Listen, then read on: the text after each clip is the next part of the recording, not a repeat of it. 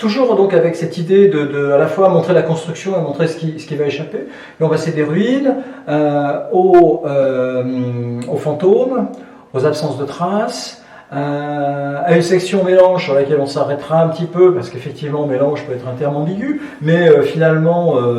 les questions que nous renvoie le paysage à partir du moment où on essaie d'y trouver ce qu'il peut y avoir de surprenant, eh bien ça lève aussi une certaine ambiguïté, ça nous renvoie aussi à une certaine ambiguïté du sens. Une section qui s'appelle Là où la bataille, parce qu'évidemment et là, c'est toute l'histoire aussi, toute l'histoire de l'art avec les tableaux des grandes batailles. Il y a une conception du paysage qui inclut les batailles et qui se repose sur les grandes batailles. Et puis, on termine l'exposition avec une ouverture qui est aussi une réflexion à laquelle on invite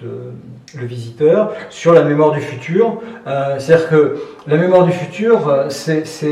une mémoire qui déjà est extrêmement présente, mais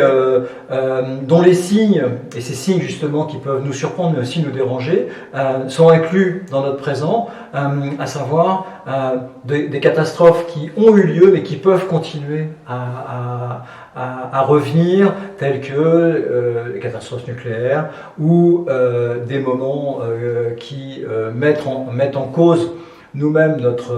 on peut dire, notre responsabilité collective, la façon dont les immigrés sont accueillis ou pas accueillis, et tout ce qui peut se passer dans ces paysages qui eux-mêmes échappent à la vision, même quand l'actualité